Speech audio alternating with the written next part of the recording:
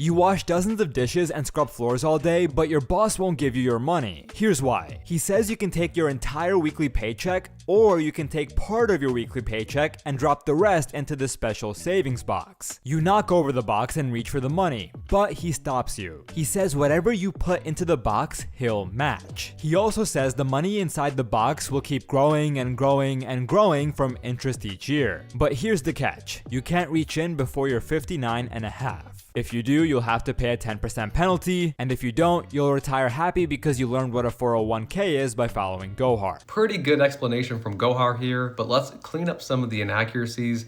The biggest one is about the rate of return. In a 401k, you are not guaranteed a specified rate of return because most of the money is tied to the stock market. So if the stock market goes up, you do well. If it goes down, you're going to have a down year. But we are more confident in long-term projections, so don't worry too much about the short-term performance.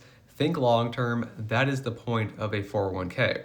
Now about the taxation, a traditional 401k is going to give you a tax benefit up front, but you still are going to pay taxes down the road in retirement when you withdraw those distributions in retirement. Hopefully it's at a lower tax bracket because you're no longer working, so your taxable income should be lower.